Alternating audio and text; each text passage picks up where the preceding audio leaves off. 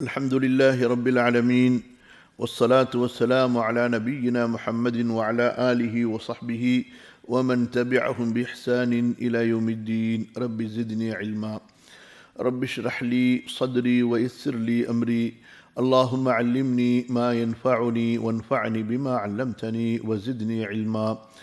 اللهم علمني تأويل القرآن العظيم ومعانيه ومفاهمه وحكمه ومواعظه ونصائحه، وعلمني القول البليغ واللسان الفصيح والحكم الرشيد والعلم المفيد، وزدني علما وآتني علما. اللهم اغفر لجميع المؤمنين والمؤمنات والمسلمين والمسلمات ولجميع العلماء المسلمين وحكامهم وسلاطينهم وملوكهم وأمرائهم الذين خدموا دينك ونصروه ونشروه ودعوا إليه وجاهدوا في سبيلك بأموالهم وأنفسهم حتى أتاهم اليقين. اللهم يسر اللهم يسر. اللهم أقول بك مستعينا وبك مستمدا فيسر لي ووفق لي القول الحق والصواب والسداد وجنبني الخطأ والنسيان. கண்ணியத்திற்கும் மதிப்பிற்கும் உரிய அல்லாஹ்வின் அடியார்களே, அன்பிற்குரிய சகோதர சகோதரிகளே, அல்லாஹு தஆலா அவனுடைய தூதர் முஹம்மது ரசூலுல்லாஹ் ஸல்லல்லாஹு அலைஹி வஸல்லம் அவர்களை அருமையான இந்த நூல் வாயிலாக அறிவதற்கு நமக்கு தௌஃபீக் தந்திருக்கின்றான். அல்லாஹு தஆலா இந்த நூலுடைய ஆசிரியருக்கும் இன்னும் ரசூலுல்லாஹ் ஸல்லல்லாஹு அலைஹி வஸல்லம் அவர்களை பற்றியும் அவர்களுடைய மார்க்கத்தை பற்றியும் எழுத்தாலும் சொல்லாலும் உலக மக்களுக்கு எடுத்து கூறிய எல்லா ஆலிம்களுக்கும் முஹத்திஸுகளுக்கும் முஃபஸ்ஸிர்களுக்கும் ஃபுகஹாக்களுக்கும் அல்லாஹு தஆலா பாவ மன்னிப்பு செய்தருள்வானாக. மறுமையிலே உயர்ந்த சொர்க்கத்தை அவர்களுக்கு தந்தருள்வானாக. ஆமீன். ரசூலுல்லாஹ் ஸல்லல்லாஹு அலைஹி வஸல்லம் எத்தகைய அறிவாற்றல் மிகுந்தவர்களாக இருந்தார்கள். அவர்களுடைய சொல் எவ்வளவு ஒரு அற்புதமான சொல்லாக இருந்தது. அதோடு அந்த சொல்லில் இருக்கக்கூடிய கருத்துகள் எவ்வளவு ஆழமாக இருந்தன.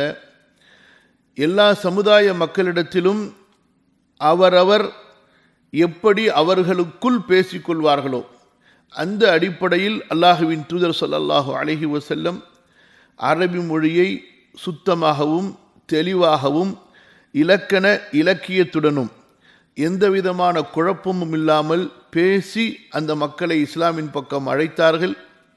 அதுபோன்று அந்த மக்களுக்கு இஸ்லாமை எடுத்துச் சொன்னார்கள், சட்டங்களை எடுத்துச் சொன்னார்கள் என்பதைத்தான் குறிப்பாக இந்த அமர்விலே காது இயாத் ரஹ்மத்துல்லாஹி அலைஹி அவர்கள் பதிவு செய்கிறார்கள்.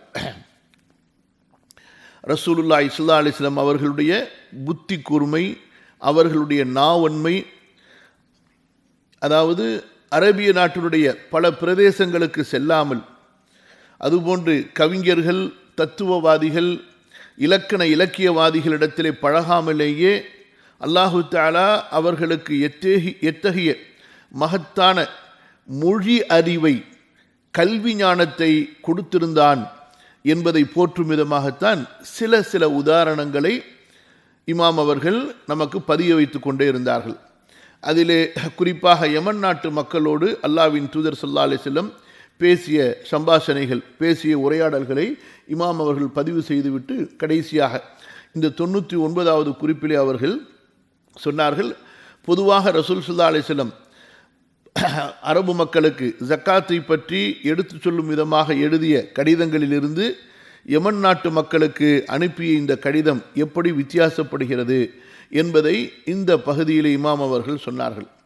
அதற்கு பிறகு ரசூலுல்லாஹி ஸல்லல்லாஹு அலைஹி வஸல்லம் அவர்கள் கூறிய நீண்ட ஹதீஸுகளிலிருந்து அல்லது ஓரளவு நீண்ட ஹதீஸ், ஒன்று ரொம்ப நீண்ட ஹதீஸ் அல்லது ஓரளவு நீளமான ஹதீஸ் அல்லது சில சுருக்கமான ஹதீஸுகள், அந்த ஹதீஸுகளிலே ரசூலுல்லாஹி ஸல்லல்லாஹு அலைஹி வஸல்லம் அவர்களுடைய சில வாக்கியங்கள், நல்ல கவனிங்க, பெரிய ஹதீஸுகளில் அல்லது நடுத்தரமான ஹதீஸுகளில் அல்லது சுருக்கமான ஹதீஸுகளில், அந்த ஹதீஸுகளில் இடம்பெற்றிருக்கக்கூடிய ஒரு சில வாக்கியங்கள், ஒரு சில ஜும்லா சென்டென்ஸ், அது பிற்காலத்தில் எந்த அளவு மக்களுக்கு மத்தியிலே பிரபலமாக ஆனது, வாக்கியத்தால் சில வார்த்தைகளை கொண்ட ஒரு அளவான ஒரு வாக்கியமாக இருந்தாலும் எந்த அளவு அது கருத்தாழத்தை கொடுத்தது என்பதை பற்றித்தான் அடுத்து வரக்கூடிய பகுதிகளிலே இமாம் அவர்கள் இங்கே நமக்கு பதிய வைக்கின்றார்கள்.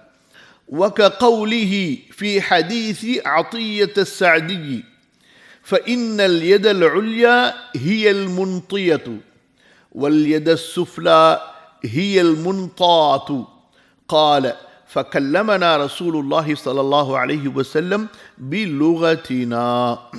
அதாவது ரசூலுல்லாஹி ஸல்லல்லாஹு அலைஹி வஸல்லம் ஒரு ஹதீஸிலே சொல்வார்கள், அல் யதுல் உல்யா ஹைரும் மினல் யதிஸ் சுஃப்லா. உயர்ந்த கை தாழ்ந்த கையை விட, அதாவது உயர்ந்திருக்கின்ற கை கீழே இறங்கி இருக்கின்ற கையை விட சிறந்தது என்று. அப்போ உயர்ந்த கை என்று எதை சொன்னார்கள், தாழ்ந்திருக்கின்ற கை என்று எதை சொன்னார்கள்? அதில் தான் ரசூல் ஸல்லல்லாஹு அலைஹி வஸல்லம் சொல்லும் பொழுது, பொதுவாக மதீனாவாசிகளுக்கு சொல்லும் பொழுது அல் யதுல் உல்யா ஹியல் முன்ஃபிகத்து அல்லது ஹியல் முஅத்தியத்து வல் யது சுஃப்லா ஹியல் ஆஹிதத்து அல்லது ஹியஸ் சாயிலத்து என்று இருக்கும். அதாவது அல் முன்ஃபிகா தர்மம் செய்யக்கூடிய அல்லது கொடுக்கக்கூடிய அந்த வார்த்தை அரபி மொழியில் அன்ஃபக யுன்ஃபிகு அல்லது அஅதா யுஅதி. இங்கே அத்தியா சஅதி என்பவர்கள் ஏமன் நாட்டை சேர்ந்தவர்கள். அவர்களிடத்தில் நம்ம ஏற்கனவே படித்தோம், காஃப் என்பது தாவாக மாற்றி பயன்படுத்தப்படுவதை. சரிங்களா? அல்லாஹ்வின் தூதர் ஸல்லல்லாஹு அலைஹி வஸல்லம் அந்த மக்களுக்கு முன்ஃபிகா என்று சொன்னாலோ அல்லது முஅத்தியா என்று சொன்னாலோ அவர்களுக்கு புரியாது. என்ன ஒரு வித்தியாசமான ஒரு வார்த்தையை சொல்கிறாங்களே என்று, இதற்கு என்ன பொருள் என்று அவர்கள் தேடி செல்ல வேண்டிய நிலை ஏற்படும். அல்லாஹ்வின் தூதர் ஸல்லல்லாஹு அலைஹி வஸல்லம் அந்த யமன் நாட்டு மக்கள் என்ன சொல்லை பயன்படுத்துவார்களோ, எழுத்தை எப்படி மாற்றுவார்களோ அதே போலவே ஹியல் முன்தியத்து என்று சொன்னார்கள். அதாவது அல் முன்ஃபிகத்து கொடுக்கக்கூடிய. அதே போல் இந்த இடத்துல அதனுடைய இஸ்மு மஃபூல் ஆகிய அல் முன்தாத்து என்ற வார்த்தையை பயன்படுத்தினார்கள். இது குறித்து தான் அத்தியா சாதி சொல்கின்றார்கள், ஃபகல்லமனா ரசூலுல்லாஹ் ஸல்லல்லாஹு அலைஹி வஸல்லம் பி லுகத்தினா. அல்லாஹ்வின் தூதர் ஸல்லல்லாஹு அலைஹி வஸல்லம் நாங்கள் எந்த ஸ்லாங்கில் பேசுவோமோ, எந்த மொழியில் பேசுவோமோ அதே மொழியிலேயே ரசூலுல்லாஹி ஸல்லல்லாஹு அலைஹி வஸல்லம் எங்களிடத்திலே பேசினார்கள். அப்போ அந்த மக்களுக்கு ஒரு சந்தோஷம் வரும். அல்லாஹ்வின் தூதர் ஸல்லல்லாஹு அலைஹி வஸல்லம் அவர்களை அந்நியராக பார்க்கக்கூடிய அந்த நிலையிலிருந்து தங்களை சேர்ந்த, தங்களது சமூகத்தில் சேர்ந்த, தங்களது மொழியை பேசக்கூடிய ஒருத்தராகவே நினைக்கக்கூடிய ஒரு அற்புதமான ஒரு நெருக்கம் ரசூல் ஸல்லல்லாஹு அலைஹி வஸல்லம் அவர்களுக்கும் உம்மத்துக்கும் இடையில் ஏற்படும். அடுத்தது பாருங்க, வகவுலுஹு ஃபி ஹதீஸி அல் ஆமிரி ரலியல்லாஹு அன்ஹு ஹீன சஅலஹு. இவங்களும் யமன் நாட்டுக்காரர்கள் தான். யமன் நாட்டை பொறுத்த வரைக்கும் அங்கே உள்ள அரபி மொழி என்பது அது மிக உயர்ந்த ஒரு தரத்தை உடைய கலப்படமற்ற ஒரு மொழியாக இருந்தது.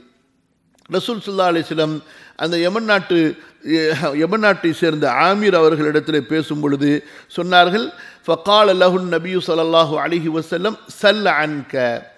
இந்த சல் அன்க என்பது பொதுவாக யமன் நாட்டு மொழி அல்லாத, உதாரணத்திற்கு மக்கா மதீனா ஹிஜாஸ் பகுதியிலே சொல்லப்பட்டால் அன் என்பது ஹர்ஃபு ஜர்ரு, க என்பது முகாத்தபுடைய லமீரு, உன்னை பற்றி கேள் என்று அர்த்தம்.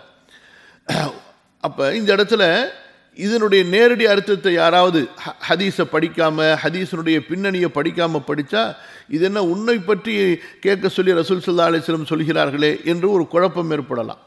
இப்போ ரசூல் ஸல்லல்லாஹு அலைஹி வஸல்லம் இந்த அன்க என்று ஆமீர் அவர்களுக்கு சொன்னார்களே, அவர்களுடைய நாட்டிலே அன்க என்று எந்த பொருளில் பயன்படுத்தப்படும் என்றால், ஐ சல் அம்மா ஷிஇத்த, நீ விரும்பியதை பற்றி, நீ எதை பற்றி கேள்வி கேட்க வேண்டும் என்று விரும்புகிறாயோ அதை பற்றி நீ கேட்பாயாக. சல் அம்மா ஷிஇத்த. ஆக இந்த அன்க என்பது அம்மா ஷிஇத்த என்ற பொருளில் அவர்களுடைய மொழியிலே பயன்படுத்தப்படும். அதாவது வஹிய லுகத்து பனி ஆமிர், யமன் நாட்டைச் சேர்ந்த பனு ஆமிர் குடும்பத்தார்கள் அன்க என்பதை அம்மா ஷிஇத்த, நீ விரும்பியதை, நீ உனக்கு எது கேட்க வேண்டும் என்று தோன்றுகின்றதோ அதை பற்றி நீ என்னிடத்தில் கேள்வி கேட்பாயாக. இந்த அம்மா ஷித்த என்பதைத்தான் பனு ஆமீர் குடும்பத்தார்கள் அன்க என்று கேட்பார்கள். அந்த அடிப்படையில் தான் இந்த இடத்துல ரசூலுல்லாஹி ஸல்லல்லாஹு அலைஹி வஸல்லம் அந்த குடும்பத்தை சேர்ந்தவர்கள் வந்து பேசிய போது, உங்களுக்கு எதை என்னிடத்தில் கேட்க வேண்டும் என்று தோன்றுகிறதோ அதை பற்றி நீங்கள் கேள்வி கேளுங்கள் என்று சொன்னார்கள். அடுத்து இமாம் சொல்கின்றார்கள், வ அம்மா கலாமுல் முஅ்தாது வ ஃபஸாஹத்துல் மஅலூமத்து வ ஜவாமிஉ கலிமிஹி வ ஹிகமஹு அல் மஅ்தூரத்து ஃபகத் அல்லஃப அன்-நாஸ் ஃபீஹா الدواوين وجمعت في ألفاظها ومعانيها الكتب ومنها ما لا يوازى فصاحة ولا يبارى بلاغة.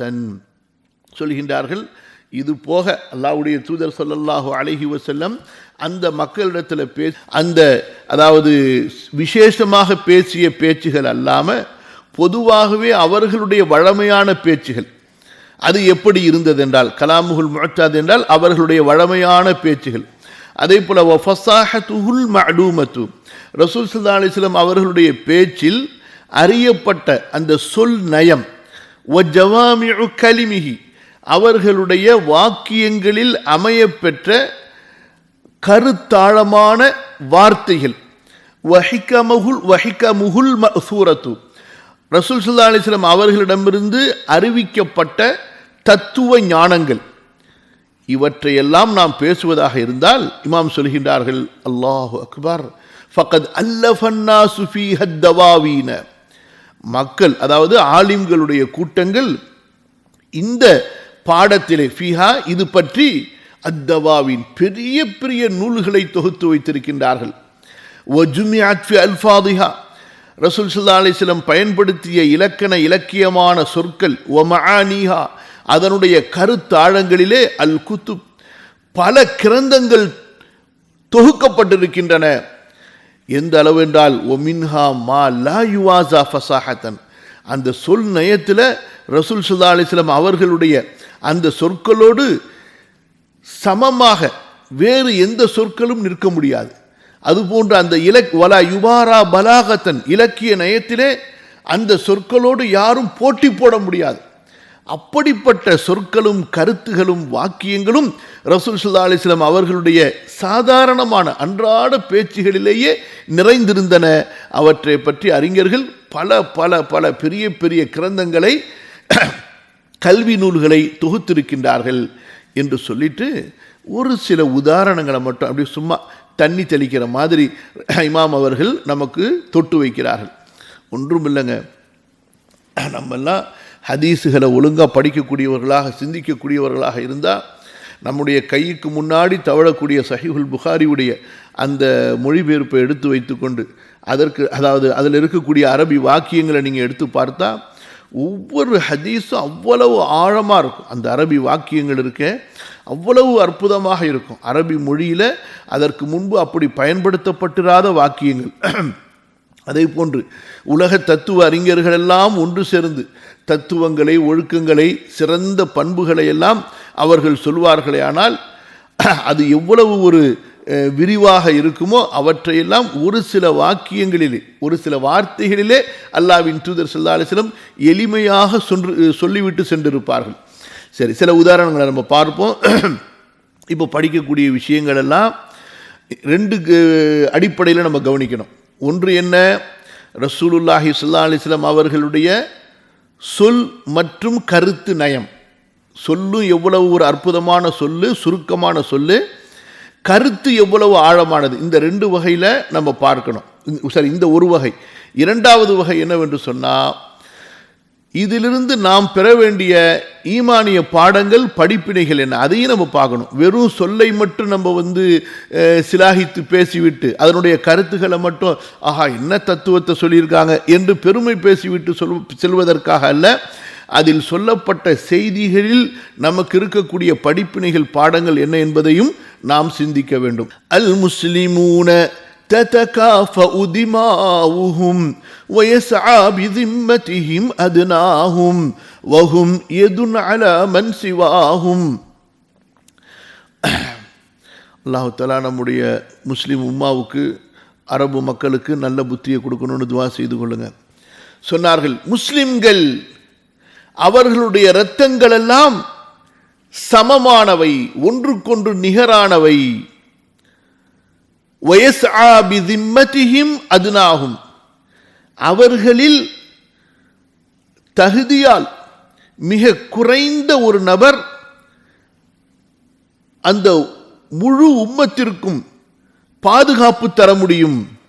முழு உம்மத்துக்கான பாதுகாப்புக்காக அவர் வேலை செய்ய முடியும், அவர் முயற்சி செய்ய முடியும். அவர் பொறுப்பாளியாக ஆக முடியும். வஹும் அவர்களெல்லாம் எதுன் ஒரே கையாக இருப்பார்கள், அலா மன் சிவாகும் அவர்கள் அல்லாத ஏனைய எல்லா மக்களுக்கு எதிராகவும் ஏனைய எல்லா மக்களுக்கு முன்பாகவும் அவர்கள் ஒரே கரமாக இருப்பார்கள். இது ரசூல் ஸல்லல்லாஹு அலைஹி வஸல்லமுடைய ஹதீஸினுடைய என்னால் முடிந்த அளவு ஒரு தமிழாக்கம். திரும்ப சொல்கிறேன், அல் முஸ்லிமூன் என்பது அல் முஸ்லிமுடைய பன்மை, முஸ்லிம்கள் அதாவது இஸ்லாமை ஏற்றுக்கொண்டவர்கள். ததகாஃபு, நீங்கள் இந்த ததகாஃபு என்பதை புரிகிறதா இருந்தால் சூரத்துல் இஹ்லாஸில் வலம் யகுல்லஹு குஃபுவன் அஹத், அந்த குஃபுவன் என்ற வார்த்தை அதே போல் இந்த ததகாஃபு எல்லாம் ஒரே வேர் சொல்லிலிருந்து வந்தது, நிகரானது, சமமானது. அப்போ ததகாஃபு சமமாகும், ஒன்றுக்கொன்று நிகரானதாக இருக்கும். திமாஉஹும் அவர்களுடைய இரத்தங்கள். என்ன சொல்ல வருகிறார்கள் ரசூல் ஸல்லல்லாஹு அலைஹி வஸல்லம்? இந்த முஸ்லிம் உம்மத்தில் மன்னருடைய இரத்தத்துக்கு என்ன மதிப்பு, ஒரு ஆட்சியாளருடைய இரத்தத்துக்கு என்ன மதிப்பு, ஒரு மந்திரியுடைய இரத்தத்துக்கு என்ன மதிப்போ, ஒரு சமூக தலைவருடைய இரத்தத்துக்கு உயிருக்கு என்ன மதிப்போ அதே மதிப்பு, அதே கண்ணியம், அதே உரிமை ஒரு சாதாரண ஒரு இடையன், ஒரு சாதாரணமான பரம ஏழை, ஒரு முஸ்லிம் நாட்டுடைய கடை கோடியிலே எங்கோ ஒரு மலை அடிவாரத்தில் வசிக்கின்ற ஒரு பரம ஏழையின் இரத்தமும் ஒரு மன்னருடைய இரத்தமும் சமமானது. ஒரு மன்னருக்கு பிரச்சனை என்றால் முஸ்லிம்கள் எப்படி துடிப்பார்களோ, சமுதாயம் எப்படி துடிக்குமோ, அதே துடிப்பை ஒரு சாதாரண ஒரு பரம ஏழையான ஒரு பாமரனான ஒரு முஸ்லிமுக்கு ஏதாவது ஏற்பட்டால் அவர்கள் துடிக்க வேண்டும். மன்னர்களுக்கு கூடுதலான பாதுகாப்பு, ஆட்சியாளர்களுக்கு கூடுதலான பாதுகாப்பு, அதுபோன்று சமுதாயத்தில் செல்வந்தர்கள் தலைவர்களுக்கு கூடுதலான பாதுகாப்பு, பாமர ஏழைகளுக்கு எவ்விதமான அக்கறையும் இல்லை என்ற ஒரு பாகுபாடு இஸ்லாமிய சமூகத்தில் இருக்கக்கூடாது. அப்படிப்பட்டவர்கள் முஸ்லிம்கள் அல்ல. சகோதரர்களே, இந்த தத்துவத்தை முஸ்லிம்கள் கைவிட்டு விட்டார்கள், மாற்றார்கள் எடுத்துக்கொண்டார்கள். நாம் இந்த தத்துவத்தின் அடிப்படையிலே சமூக ஒற்றுமையை நிலைநிறுத்துவதில்லை. அவர்கள் ரசூல் ஸல்லல்லாஹு அலைஹி வஸல்லமுடைய இந்த தத்துவத்தை எடுத்துக்கொண்டு இன்று சமூகத்தை மிகப்பெரிய உறுதிமிக்க வலிமை மிக்க ஒரு சமுதாயமாக மாற்றிக்கொண்டார்கள். நமக்கு மத்தியில் ஏதாவது பிரச்சனைன்னு வந்தால் அவர் முஸ்லிம் என்று பார்ப்பதை விட அவர் நம்ம நாட்டுக்காரா, நம்ம மொழிக்காரா, அவருக்கு நமக்கும் கொள்கையால் ஏதாவது பிரச்சனை இருக்குதா, கருத்து வேறுபாடுகள் இருக்கா, இதெல்லாம் பார்த்ததற்கு பிறகு அதுக்கு பிறகும் நமக்கு பாதிப்பு இல்லாமல், நமக்கு வம்பு தும்பு இல்லாமல் ஏதாவது செய்ய முடியுமா, 4 அறிக்கையை விட முடியுமா, அதோடு போதுமாக்கிக் கொள்ளும். இப்படிப்பட்ட ஒரு மட்டமான கீழ்த்தரமான ஒரு நிலைக்கு முஸ்லிம்கள் ஆகிவிட்டார்கள். இப்படிப்பட்ட முஸ்லிம்களுடைய தொழுகை, நோன்பு, மற்ற இபாதத்துகளால் என்ன மதிப்பை அல்லாஹ்விடத்தில் பெறுவார்கள்? சமூக பாதுகாப்பு கண்ணியத்தை என்ன பெறுவார்கள்? ஹலீஃபாக்களுடைய ஆட்சி காலத்தில் இப்பேற்பட்ட ஒரு சமூக ஒற்றுமையை இந்த ஹதீஸின் அடிப்படையில் நிலைநிறுத்தி வைத்திருந்தார்கள். நீங்கள் நிறைய படிங்க வரலாறுகளை, தாரிக் இப்னு கசீரையாவது குறைஞ்சபட்சம் எடுத்து படிங்க. ஒரு கைதி மாட்டிக்கொண்டால் அந்த கைதியை விடுவிக்கிற வரைக்கும் அப்பேற்பட்ட தியாகங்களை முஸ்லீம் அரசர்கள் செய்து கொண்டிருந்தார்கள். ரசூல் ஸல்லல்லாஹு அலைஹி வஸல்லமுடைய வாழ்நாளெல்லாம் என்ன செய்தார்கள் என்பதை கொஞ்சம் சீராள படித்து பாருங்கள். ஆக இந்த அளவுக்கு நம்ம சுருக்கமாக போவோம். ரொம்ப நடைமுறையினுடைய உதாரணங்கள், சூழ்நிலைகளை எல்லாம் நம்ம கொண்டு வந்தோம்னு சொன்னால் கொஞ்சம் விரிவாக போயிடும். அல் முஸ்லிமூன தத்தகாஃபஉ திமாஉஹும், முஸ்லிம்கள் அவர்களுடைய இரத்தங்கள் நிகரானவை, ஒன்றுக்கொன்று சமமானவை. இப்போ நீங்கள் இந்த பாலஸ்தீன் பிரச்சனை, காசா பிரச்சனையில் பார்த்தீர்கள் என்று சொன்னால் இந்த ஹதீஸ் இது நம்மளா சொல்லி இமாம் போடலை, இமாம் அவங்க காலத்தில் போட்டுக்கிறாங்க. இது நம்ம காலத்தில் படிக்கிறதுக்கு நிகழ்கால உதாரணமாக இருக்குது. மொத்த பிரச்சனைக்கு காரணம் என்ன?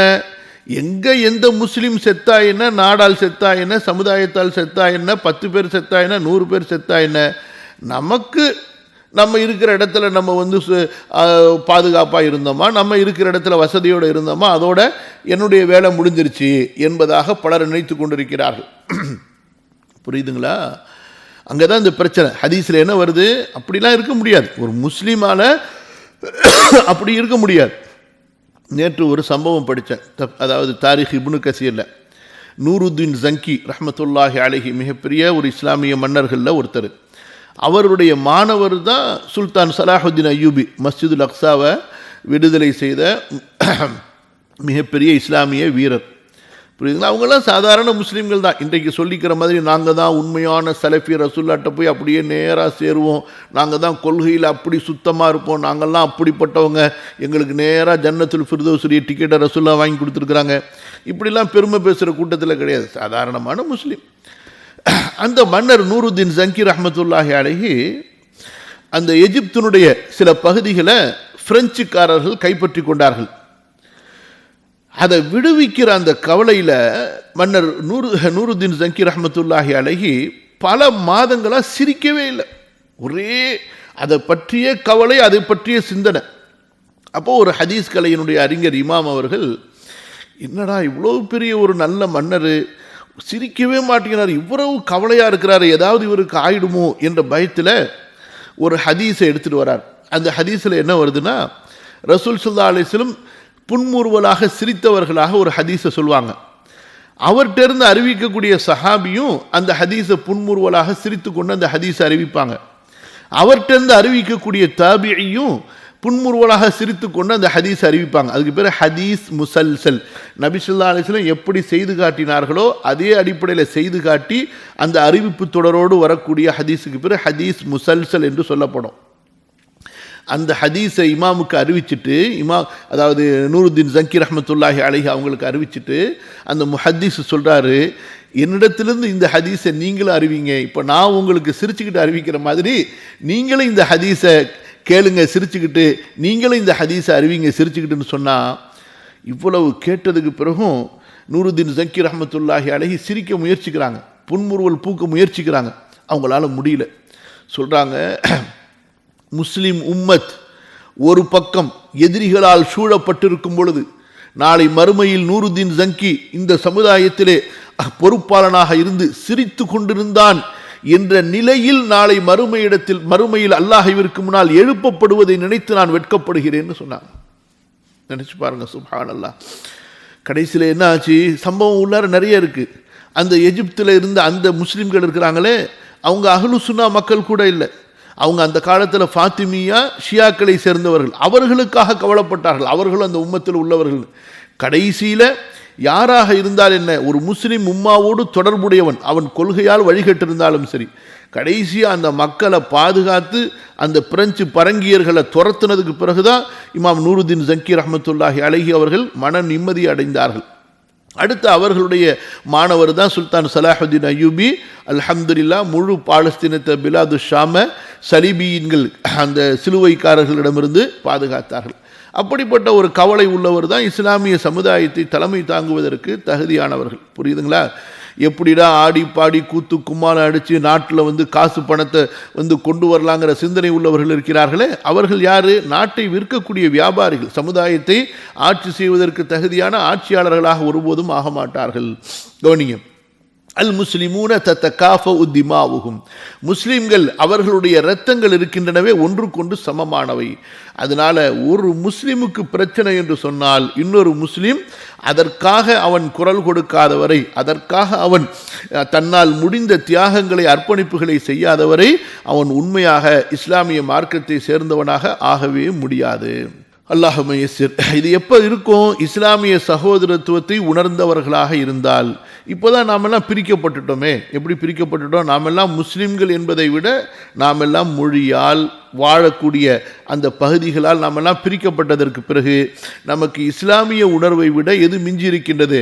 ஜாஹிலியாவுடைய உணர்வு மிஞ்சி இருக்கின்றது. புரியுதா? அதுதான் நமக்கு பிரச்சனை. உன் நாட்டு பிரச்சனையை நீ பார்த்துக்க, உன் பகுதி பிரச்சனையை நீ பார்த்துக்கன்னு சொல்லி. யா ரப் லா இலாஹ இல்லல்லாஹ். அல் முஸ்லிமூன ததகாஃபஉ திமாஉஹும் வயஸ்ஆ பிதிம்மதிஹிம் அத்னாஹும். அவர்களுடைய திம்மான்னு சொன்னால் பொறுப்பு, பாதுகாப்பு, உரிமைகள், அவர்களுடைய வாக்குறுதிகள், அவர்களுடைய ஒப்பந்தங்கள், அதுனாகும் அவர்களிலேயே ரொம்ப தாழ்ந்தவர், அதாவது பொருளாதாரத்தில், சமூகத்தால், அதை பற்றிலாம் இங்கே பார்க்கப்படாது. ஒரு அதாவது முஸ்லீம் சமூகத்தில் ஒருத்தர் உதாரணத்திற்கு ஒரு வெளிநாடுகளிலிருந்து, அதாவது நம்மோடு போர் செய்யாத, நம்மோடு யுத்தம் செய்யாத ஒரு நாட்டிலிருந்து ஒரு முஸ்லீம் அல்லாத ஒரு நாட்டுக்குள்ளார வர்றார், அல்லது இவர் அந்த நாட்டுக்கு போயிருக்கும் பொழுது அந்த நாட்டிலேருந்து ஒருத்தரை தான் நாட்டுக்குள்ளார கொண்டு வர்றார். இவருக்கு நான் பாதுகாப்பு கொடுத்து விட்டேன்னு சொல்லிட்டு, அவ்வளோதான். அவர் பாதுகாப்பு கொடுத்துட்டேன்னு சொல்லிட்டா உனக்கு என்ன தகுதி இருக்குது பாதுகாப்பு கொடுக்கறதுக்கு? நீ பேசுறதுக்கு உனக்கு என்ன தகுதி இருக்குது என்று பேச முடியாது, அவ்வளவுதான். அந்த வெளியிலிருந்து கொண்டு வரப்பட்ட அந்த அந்நியருடைய உயிர், பொருள், உடைமைகள் அனைத்தையும் மொத்த முஸ்லிம்களும் பாதுகாக்க வேண்டும். அப்போ எந்த அளவுக்கு முஸ்லிம் சமூகத்தில் உரிமைகள், அவர்களுடைய சொல் உரிமைகள், அவர்களுடைய சமூக உரிமைகள், அவர்களுடைய அரசியல் உரிமைகள் பேணப்பட்டிருக்கின்றன. புரியுதுங்களா? ஆட்சி செய்யக்கூடிய எங்களுக்கு மட்டும்தான் யாரோட நீங்கள் பேசணும், யாரோட நீங்கள் பேசக்கூடாது, நீங்கள் என்ன செய்யணும் செய்யக்கூடாதுங்கிறத சொல்கிறதுக்குண்டான உரிமை, அதிகாரம் இருக்குது என்ற நிலை அல்ல. ஆட்சியாளர்கள் என்பவர்கள் சமூகத்தை ஒழுங்காக வழிநடத்துவதற்கு பொறுப்பு கொடுக்கப்பட்டவர்களே தவிர, சமுதாயத்தின் உரிமைகளை அடக்கி சமுதாயத்தை தங்களுக்கு முற்றிலும் ஒரு தலைகுனிந்த அடிமைகளாக வாழ வைப்பதற்கு அதிகாரம் கொடுக்கப்பட்டவர்கள் அல்ல. அத்தகைய அந்த அரச தன்மையை, அதிகாரத்தை இஸ்லாமிய மார்க்கம் யாருக்கும் வழங்கவில்லை. ஆக இந்த வயசாபிதிம்மதிஹிம் அதுனாகும், அவர்களுடைய அமானிதங்கள், அவர்களுடைய பொறுப்புகள், உரிமைகளுக்கு அதுனாகும். அவர்களில் தாழ்ந்தவரே காரியங்களை நடத்தலாம், அதில் நம்ம கேள்வி கேட்கக்கூடாது. அப்படி ஏதாவது ஒரு ஆபத்து, பிரச்சனை இருந்தால் அவருக்கு அறிவிக்கப்படும், நீ கொண்டு வந்த இந்த ஒரு நபர், இவரால் சமூக அச்சுறுத்தலுக்கு ஆபத்து இருக்குது. உதாரணமாக அவர் துப்பறிவதற்காக வேண்டி, உளவு பார்ப்பதற்காக நீங்கள் வந்திருக்கலாம், நம்முடைய நாட்டுடைய செய்திகள் அங்கே அவர் கொண்டு போகலாம். அப்படிப்பட்ட பயம் இருக்குமானால் அது முறையாக அறிவிக்கப்பட்டு அவருக்கு கொடுக்கப்பட்ட பாதுகாப்பு ரத்து செய்யப்பட்டு, அதுவும் யாரிடத்தில் பேசினதுக்கு பிறகு, அந்த மனிதரிடத்தில் பேசினதுக்கு பிறகு அவர் அங்கிருந்து திருப்பி அனுப்பி வைக்கப்படுவார். புரியுதுங்களா? ஸோ இதுதான் இஸ்லாமிய மார்க்கத்தினுடைய சமூக உரிமைகள். வயசாபிதிம்மதிஹிம் அதுனாகும். அடுத்து வஹும் யதுன அலாமன் சிவாகும். வஹும் அல் முஸ்லிமூன், அதாவது ஜமியான், அந்த முஸ்லிம்கள் எல்லாருமே எதுன் ஒரே கைதான், அலாமன் சிவாகும், அவர்கள் அல்லாத எல்லாருக்கும் முன்னிலையிலும், எல்லாருக்கும் எதிராகவும். அப்போ ஒட்டுமொத்த முஸ்லிம்களும் அந்த முஸ்லிம் சமூகத்தில் யாராவது ஒரு குறிப்பிட்ட ஒரு சமூகத்தை அல்லது ஒரு குறிப்பிட்ட நிலப்பரப்பில் வாழக்கூடிய மக்களை எதிர்த்து விட்டால், சண்டை செய்து விட்டால், முஸ்லிம் அல்லாத எதிரிகள், காஃபிர்கள் முஸ்லிம்களுடைய நாடுகளில் எங்கேயாவது ஒரு முஸ்லிம் சமூகத்தில் சில குறிப்பிட்ட மக்கள் மீதோ அல்லது ஒரு குறிப்பிட்ட நிலப்பரப்பின் மீதோ அவர்கள் தாக்குதல் நடத்திவிட்டால், அப்போ ஒட்டுமொத்த முஸ்லிம்களும் ஒன்று சேர்ந்து அந்த நிலத்தை பாதுகாக்க வேண்டும், அந்த நிலத்தில் வாழக்கூடியவர்களையும் பாதுகாக்க வேண்டும், அவர்களுடைய உடல்கள், உரிமைகள், பொருள்கள், செல்வங்கள் அனைத்தையும். வஹும் யதுன் அலாமன் சிவாகும், அவர்கள் எல்லாம் ஒரே கையாக இருப்பார்கள் அவர்கள் அல்லாத ஏனைய மக்களுக்கு முன்னால்.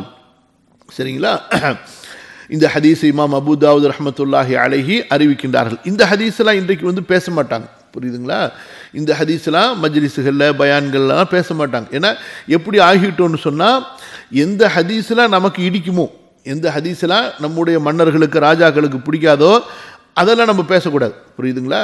எப்படி ஆயிடுச்சுன்னு சொன்னால், எல்லா தரப்பு மக்கள்கிட்டையும் இஸ்லாம் என்பது அவங்கவுங்களுக்கு எது பிடிக்குதோ, இப்போ சூஃபியாக்கள்லாம் அவங்க ஒரு கூட்டம், இப்படின்னா அவங்க ஒரு கூட்டம், இப்படின்னா அவங்க ஒரு கூட்டம், அவங்கவுங்களுக்கு பிடிச்சமான ஹதீஸுகளை மட்டும் எடுத்து பேசிகிட்டு இருப்பாங்களே தவிர, ரசூல் ஸல்லல்லாஹு அலைஹி வஸல்லம் அவர்கள் எந்த ஒரு இஸ்லாமை போதித்தார்களோ, யாருக்கு போதித்தார்கள்? எல்லா மக்களுக்கும் போதித்தாங்க. எல்லா ஹதீஸும் இருக்குது. ரசூல் ஸல்லல்லாஹு அலைஹி வஸல்லமுடைய ஹதீஸில் ஆட்சியும் இருக்குது, தொழுகையும் இருக்குது, நோம்பும் இருக்குது, ஜக்காத்தும் இருக்குது, ஹஜ்ஜும் இருக்குது, அரசியலும் இருக்குது, மருத்துவமும் இருக்குது, எல்லாம் இருக்குது ரசூல் ஸல்லல்லாஹு அலைஹி வஸல்லமுடைய ஹதீஸுகளில். அப்படி பேசினாதான் இஸ்லாம் முழுமையடையுமே தவிர, ஆளுக்கு ஒரு பக்கத்தில் ஹதீஸை பிச்சுக்கிட்டு போயிட்டா அது எப்படி இஸ்லாமாக ஆகும்? ஆகாது. சரியா? வஹும் யதுன் அலாமன் சிவாகும், இதெல்லாம் மனப்பாடம் பண்ணுங்க. சரி, நான் என்ன சொல்ல வர்றேன், அவங்க தான் பின்பற்றலை, நாமாவது நம்ம வாழக்கூடிய சமூகத்தில் பின்பற்றுறோமா? நம்முடைய ஊரில், நம்முடைய இடத்துல, நம்மை சுற்றி இருக்கக்கூடிய முஸ்லீம்கள் விஷயத்தில் நம்ம அக்கறைப்படுறோமா?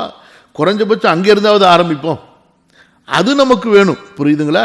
யாரோ 4 பேர் சமூக சேவை செஞ்சால் போதும், நம்ம என்ன இருக்குது, நம்ம மாத சம்பளம் வாங்கணுமா, நம்ம அழகாக நல்ல முறையில் வீடு வாங்கணுமா, சொத்து வாங்கணுமா, அல்லான்னு நம்ம பிள்ளைங்களை படிக்க வச்சோமா, இப்படி போனால் அவர்களும் இந்த ஹதீஸினுடைய எச்சரிக்கைக்கு ஆளாகுவார்கள். ஆக இந்த ஹதீஸ் என்பது ஒவ்வொரு முஸ்லிமுக்கும் அவரவருடைய தகுதிக்கு ஏற்ப, அவரவருடைய அந்த பொருளாதார சமூக தரத்திற்கு ஏற்ப அவர் முஸ்லிம் சமூகத்தை பற்றிய அக்கறையை கையில் எடுக்க வேண்டும், அந்த சிந்தனையை அவர் கொண்டு வர வேண்டும். புரியுதுங்களா?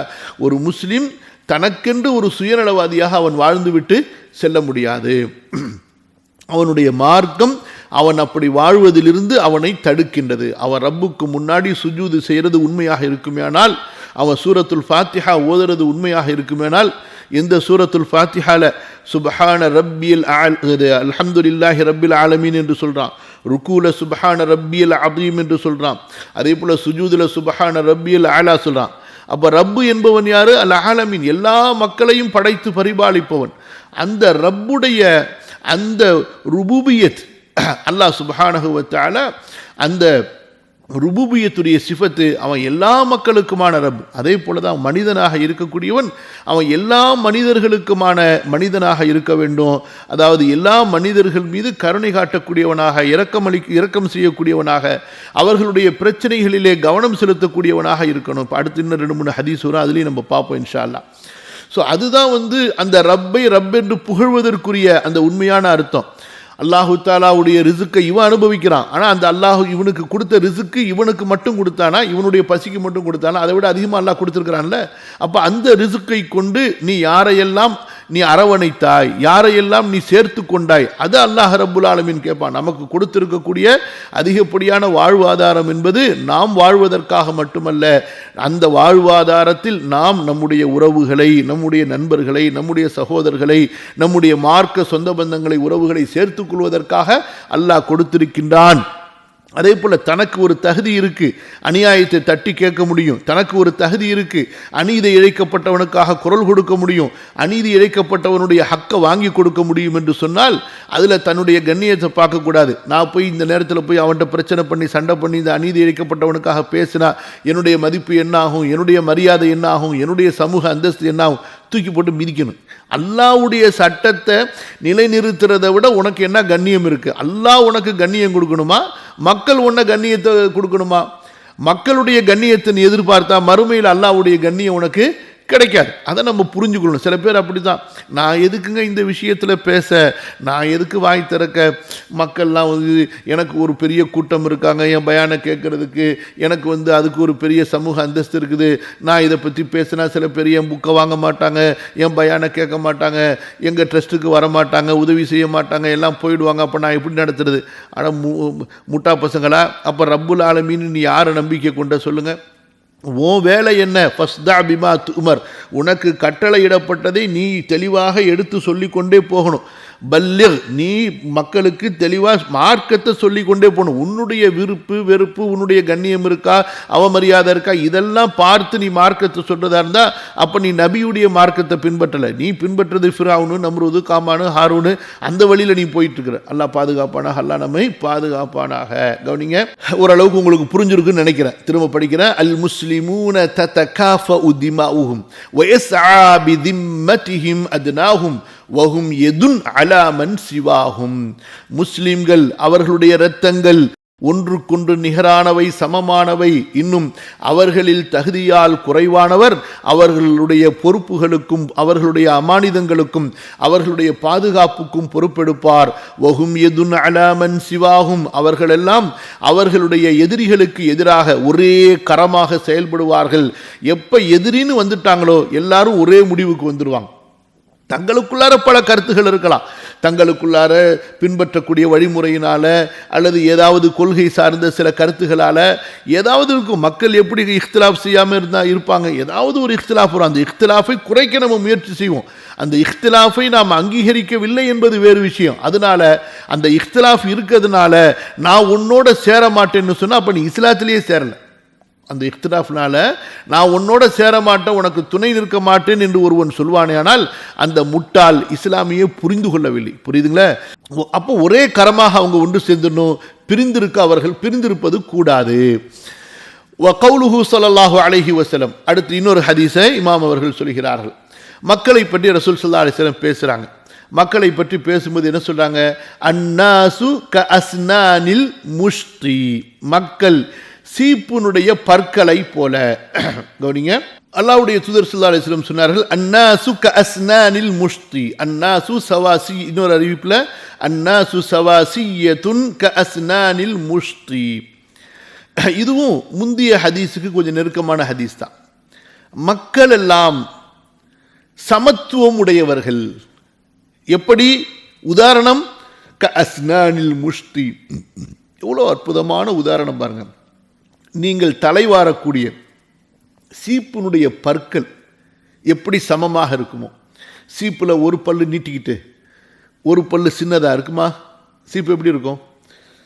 அதனுடைய எண்டு எல்லாமே சமமாக இருக்கும். அதே போல தான் இந்த அதாவது சில நேரத்தில் சீப்பு வந்து இப்படி கூட இருக்கும், வளைஞ்சிருக்கும், எப்படி வேணாலும் இருக்கும். அதாவது ஆரம்பிக்கிறது ஒன்று ஓரத்தில் ஆரம்பிக்கும், ஒன்று நடுவில் ஆரம்பிக்கும், நடுவில் உள்ளது கொஞ்சம் பெருசாக இருக்கும், அப்புறம் அப்படியே கொஞ்சம் சின்ன சின்னதாக போய்கிட்டே இருக்கும். பல மாதிரி சீப்பு இருக்குல்ல. ஆனால் எப்படி போனாலும் கடைசியில் முடியும் போது எப்படி இருக்கும்? எப்படி இருக்கும்? சமமாக இருக்கும். அல்லாஹ் அக்பர். அல்லாஹ்வுடைய தூதர் ஸல்லல்லாஹு அலைஹி வஸல்லம் சொன்னாங்க, அட முஸ்லீம்களா, நீ மக்காவில் பிறந்திருந்தாலும் சரி, நீ மதீனாவில் பிறந்திருந்தாலும் சரி, நீ எங்கேயோ மலேசியாவுடைய ஒரு தீவில் பிறந்திருந்தாலும் சரி, இந்தோனேஷியா தீவில் பிறந்திருந்தாலும் சரி, நீ எங்கேயோ ஒரு பள்ளத்தாக்கில் மகரிபினுடைய பள்ளத்தாக்கில் பிறந்திருந்தாலும் சரி, எகிப்தினுடைய எங்கேயோ ஒரு நதிக்கரையில் பிறந்திருந்தாலும் சரி, எங்கே இருந்தாலும் சரி, உங்களுடைய வசிக்கும் இடங்கள் மாறுபட்டிருக்கலாம், உங்களுடைய நிறங்கள் மாறுபட்டிருக்கலாம், உங்களுடைய மொழிகள் மாறுபட்டிருக்கலாம், ஆனால் நீங்கள் எல்லாம் மனிதர்கள், முஸ்லீம்கள் என்று வரும்பொழுது சமம் ஆயிடுவீங்க, எல்லாத்துக்கும் சமம் வரும். இந்த இடத்துல ரசூல் ஸல்லல்லாஹு அலைஹி வஸல்லம் பொதுவாக முஸ்லீம்கள் என்ற வார்த்தைக்கு மேலாக பொதுவாக மக்களை எல்லாம் சொன்னார்கள். அன்னாசு, மக்கள் எல்லாம். அப்போ மக்கள் எல்லாம் அவர்களுடைய படைப்பால், அவர்களுடைய தன்மையால் சீப்பின் பற்களை போல அவர்கள் சமமானவர்கள். அப்போ அவர்களை நம்ம சமமாக நடத்தணும். அவர்களிடமிருந்து ஏதாவது சமூக பாதிப்பு, தீங்கு ஏற்படாத வரை அவர்களுடைய உரிமைகளில் நாம் பங்கம் செய்வதோ, கெடுதி செய்வதோ, பிரச்சனை செய்வதோ கூடாது. அதே போல் மனிதர்களை அவங்க முஸ்லீமாக இருந்தாலும் முஸ்லீமாக இல்லை என்றாலும் அவர்களுடைய நிறத்தாலோ மொழியாலோ அல்லது வேறு ஏதாவது ஒன்றை வைத்தோ அவர்களை ஏற்றத்தாழ்வாக நடத்தக்கூடாது. அல்லாஹ் நம்மை பாதுகாக்கணும், அல்லாஹ் நம்மை பாதுகாக்கணும். அதாவது எப்போதெல்லாம் முஸ்லீம் நாடுகளில் இந்த மனித உரிமைகள் சமமாக பேணப்பட்டு வந்தனவோ அப்போதெல்லாம் அல்ஹம்துலில்லாஹ் அந்த நாட்டில் இருக்கக்கூடிய காஃபிர்கள் முஸ்லிம்கள் எந்த அளவு நாட்டுக்கு விசுவாசமாக இருப்பார்களோ அதே அளவுக்கு அவர்களும் முஸ்லிம்களுடைய மன்னர்களுக்கு, ராஜாக்களுக்கு விசுவாசமானவர்களாக, முஸ்லிம்களுக்கு விசுவாசமானவர்களாக இருந்தார்கள். எங்கேயெல்லாம் குழப்பங்கள் ஏற்பட்டனவோ அந்த குழப்பங்களுடைய பின்னணியை நாம் பார்ப்போமே, ஆனால் எப்போது மக்களுடைய உரிமைகள் பறிக்கப்பட்டனவோ அல்லது குறிப்பிட்ட மக்களின் ஒரு இனத்தார் நசுக்கப்பட்டார்களோ, அவர்களுக்கான கொடுமைகள் நிகழ்ந்தனவோ, அங்கே சமூக பிரச்சனைகள், கிளர்ச்சிகள், குழப்பங்கள் ஏற்பட்டதை பார்க்குறோம். இதே இந்த இஸ்லாமிய நாட்டில் யார் ஆட்சி செய்தார்கள்? அரபுகள் மட்டும்தான் ஆட்சி செஞ்சிருக்கிறாங்களா? மக்கா மதீனாவுடைய அரபிய குறைஷி வம்சங்கள் மட்டும்தான் ஆட்சி செய்தார்களா? இல்லை, அடிமைகள் இஸ்லாமிய சமூகத்தை ஆட்சி செய்திருக்கிறார்கள். அதுபோன்று அரபி மொழி அல்லாத துருக்கியர்கள் இஸ்லாமிய சமூகத்தை ஆட்சி செய்திருக்கிறார்கள். குர்து மக்கள் ஆட்சி செய்திருக்கிறார்கள். இன்று எந்த ஒரு பெரிய மன்னரை பற்றி நம்ம பெருமையாக பேசுகிறோமோ, இமாம் சுல்தான் சலாஹுத்தீன் அய்யூபி ரஹ்மத்துல்லாஹி அலைஹி, அவங்க யார்? முழுக்க முழுக்க குர்து இனத்தை சேர்ந்தவர்கள். அதே போல் அவங்களுக்கு முன்னாடி இருந்த மன்னர் சுல்தான் நூருத்தீன் ஜங்கி ரஹ்மத்துல்லாஹி அலைஹி, இப்படி நூற்றுக்கணக்கான மன்னர்களை எடுத்துக்கொள்ளலாம். சஆலிக், மமாலிக், படிச்சு பாருங்க. என்ன அங்கே அல்லாஹ்வின் சட்டம் பின்பற்றப்படுகிறதா? அப்படித்தான் முஸ்லிம்கள் பார்த்தாங்க. நீ எந்த நாட்டுக்காரன், எந்த மொழியை சேர்ந்தவன் என்னை ஆட்சி செய்கிறாய் என்று பார்க்கல. முஸ்லிமா, அல்லாஹ்வுடைய வேதத்தின்படி ஆட்சி செய்கிறாயா? அதை தான் பார்த்தார்கள். அதுதான் ரசூல் ஸல்லல்லாஹு அலைஹி வஸல்லம் நமக்கு சொன்னாங்க, உங்கள் மீது ஒரு அடிமை அமீராக்கப்பட்டாலும் நீங்கள் அவருக்கு கீழ்ப்படியுங்கள் என்று. புரியுதுங்களா? இன்று மேற்கத்தியர்களால் முஸ்லிம் சமூகத்தின் மீது திணிக்கப்பட்ட மிகப்பெரிய ஒரு ஜாஹிலியத், இதை பற்றியும் உம்மத்து பேசணும், ஆனால் பேச மாட்டாங்க. புரியுதா? மேற்கத்திய முல்ஹித் இறை நிராகரிப்பாளர்களால் இந்த உம்மத்தின் மீது புகுத்தப்பட்ட ஒரு கேடுகட்ட ஒரு வழிகேடு என்னவென்று சொன்னால், ஒரு நாட்டை அந்த நாட்டில் உள்ள ஒருத்தர் தான் ஆட்சி செய்யணும், அவர்களுடைய இனத்தை சேர்ந்த ஒருத்தர் தான் ஆட்சி செய்ய வேண்டும் என்று அவர்கள் சொல்வார்கள். புரியுதுங்களா? இது இஸ்லாமிய மார்க்கத்துக்கு ஒத்தது கிடையாது. இஸ்லாமிய மார்க்கத்தில் ஒரு ஹலீஃபா அங்கே யாரை நியமிக்கிறாரோ அவர் ஆட்சியாளர். புரியுதுங்களா? மக்கால பிறந்தவரை ஈராக்குக்கு அமீராக்கலாம், ஈராக்கில் பிறந்தவரை கொண்டு வந்து மக்காவுக்கு அமீராக்கலாம், மதீனாவில் பிறந்தவரை மொரோக்கோவுக்கு அமீராக்கலாம், மொரோக்கோவில் பிறந்தவரை கொண்டு வந்து யமனுக்கு அமீராக்கலாம். நமக்கு நோக்கம் என்ன? நம்முடைய ஆட்சியாளருக்கு கீழ்ப்படிவது, அல்லாஹுவின் சட்டங்களுக்கு உட்பட்டு ஆட்சியாளர்கள் அல்லாஹ்வின் வேதத்தின்படி மக்களை சமமாக நடத்தி ஆட்சி செய்ய வேண்டும் என்பது. புரியுதுங்களா? ஆனால் அப்படி சொல்லுவாங்க, ஆனால் சொல்லிட்டு அவங்க ஏதாவது செய்வாங்களா அப்படின்னா அப்படி செய்ய மாட்டாங்க. புரியுது? அப்படி பார்த்தா, உதாரணத்துக்கு ஒரு பெரிய ஒரு இஸ்லாமிய நாடுனா அந்த நாட்டில் பல ஜில்லாக்கள் இருக்கும், அந்த ஜில்லாவில் ஒருத்தர் தானே அந்த ஜில்லாவுடைய கவர்னர் ஆக்கணும், அந்த மாநிலத்துடைய கவர்னர் ஆக்க மாட்டாங்க, தன்னுடைய குடும்பத்திலேருந்து ஒருத்தரை கொண்டு போய் கவர்னர் ஆக்குவாங்க. அதுக்கு மட்டும் அவங்க ஓகே. எதுக்கு ஓகே கிடையாது? ஒட்டுமொத்த முஸ்லீம்கள் எல்லாம் சமூகத்தால் ஒன்று என்பதற்கு ஒத்துக்க மாட்டாங்க. அப்போ எல்லாம் என்ன பிரச்சனை? தங்களுக்கு சாதகமானதை வைத்துக் கொள்வாங்க. எப்போது இஸ்லாம் ஒரு பொதுவான ஒரு சிந்தனையை, ஒரு சமூகத்தை கட்டமைக்க நாடுகிறதோ அப்போது இஸ்லாத்திற்கு முஸ்லிம்களே எதிரிகளாக ஆகிவிடுவார்கள். அல்லாஹ் பாதுகாக்கணும். இதை யாராவது சொன்னால் அவங்களுக்கு ஏதாவது ஒரு ரப்பஸ்டம் வச்சுருப்பாங்க, மூஞ்சில் குத்தி அவங்கள சமூகத்திலேருந்து ஒதுக்க பார்ப்பாங்க. வகௌலுஹு ஸல்லல்லாஹு அலைஹி வஸல்லம் அன்னாசு கஅஸ்னானில் முஷ்தி, மக்கள் எப்படி என்றால் சீப்பின் பற்களை போல எல்லாம் சமமானவர்கள். அவர்களை மொழியாலோ நிறத்தாலோ முக தோற்றத்தாலோ பொருளாதாரத்தாலோ அவர்களை பாகுபடுத்தி நடத்துவது என்பது கூடாது. எல்லாருக்கும் மனித உரிமைகள் சமமாக கொடுக்கப்பட வேண்டும். அடுத்து நபி ஸல்லல்லாஹு அலைஹி வஸல்லம் சொன்னார்கள், வல் மர்உ மஅ மன் அஹப்ப, மனிதன் யாரோடு இருப்பான், யாரை அவன் நேசிக்கின்றானோ. இது துன்யாலையும் சரி ஆখিরাத்திலையும் சரி. குறிப்பாக ரசூலுல்லாஹி ஸல்லல்லாஹு அலைஹி வஸல்லம் அவர்கள் இந்த ஹதீஸை எப்போது சொன்னார்கள்? மறுமையை குறித்து ஒருவர் கேள்வி எழுப்பிய போது, அல்லாஹ்வுடைய தூதரே, நாளைக்கு மறுமையில் என்ன நடக்க போகுதுன்னு தெரியலையே என்று ஒரு சஹாபி கேட்குறாரு. அப்போ ரசூல் ஸல்லல்லாஹு அலைஹி வஸல்லம், மறுமையை பற்றி இவ்வளவு பயப்படுகிறீர்களே, மறுமைக்காக நீங்கள் என்ன அமல் செய்தீர்கள் என்று ரசூல் ஸல்லல்லாஹு அலைஹி வஸல்லம் திரும்ப கேட்குறாங்க. அப்போ அந்த சஹாபி கொஞ்சம் நேரத்துக்கு அப்படியே சிந்திக்கிறார், என்ன அமல் இருக்குது அப்படியே யோசிக்கிறார். சொல்லிட்டு சொல்கிறாரு ரசூல் ஸல்லல்லாஹு அலைஹி வஸல்லம் இடத்துல, அல்லாஹ்வின் தூதரே, நான் என்ன தொழுகையை உங்கள்கிட்ட சொல்கிறது, நான் என்ன நோன்பை வைத்திருக்கிறேன் உங்கள்கிட்ட அதை சொல்லி காட்டுறதுக்கு, என்கிட்ட கொஞ்சம் நோம்பும் இல்லை, என்கிட்ட அதிகமான தொழுகையும் இல்லை. தன்னுடைய நிலைமையை பற்றி அவர் சொல்கிறார். சொல்லிட்டு, ஆனால் நான் அல்லாஹ்வை நேசிக்கிறேன், நான் ரசூல் உங்களை நேசிக்கிறேன், இதுதான் என்கிட்ட இருக்கிறது, வேற ஒன்றும் பெருசாக என்கிட்ட ஒன்றுமே இல்லை அப்படின்னு சொல்கிறார். அல்லாஹ்வின் தூதர் ஸல்லல்லாஹு அலைஹி வஸல்லம் அந்த நேரத்தில் தான் அந்த சஹாபிக்கு சொன்னார்கள், மனிதர் யாரோடு இருப்பார், யாரை அவர் நேசிக்கிறாரோ அவரோடு இருப்பார். வார்த்தை பாருங்க, சுருக்கமாக அல் மர்உ மஅ மன் அஹப்ப. இந்த வார்த்தையை கேட்டப்ப அனஸ் ரலியல்லாஹு அன்ஹு சொல்கிறாங்க, எங்களுக்கெல்லாம் ஒரு பெருநாள் மாதிரி சந்தோஷமாக இருந்துச்சு.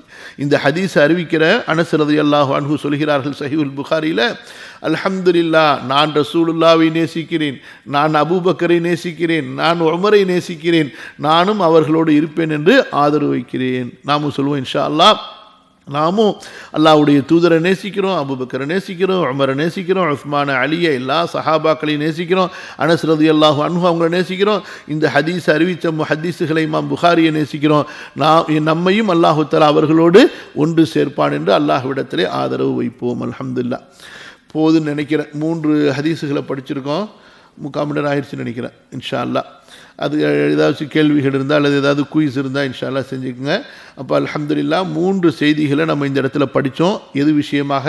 ரசூலுல்லாஹி ஸல்லல்லாஹு அலைஹி வஸல்லம் அவர்களுடைய சொல் நயம், அதாவது சொற்கள் என்று இதற்கு முன்னால் உள்ள எந்த தத்துவவாதிகளும் பயன்படுத்தாத சொற்கள், அதுபோன்று உலக தத்துவங்கள், உலக ஞானங்கள் எல்லாம் ஆழமான முறையிலே அவர்களுடைய சொற்களில் இடம்பெற்றிருக்கக்கூடிய அளவுக்கு கருத்தாழமிக்க சொற்கள். அதற்கு சில உதாரணங்களை தான் இமாம் இயாத் ரஹ்மத்துல்லாஹி அலைஹி இங்கே நமக்கு கொண்டு வருகின்றார்கள்.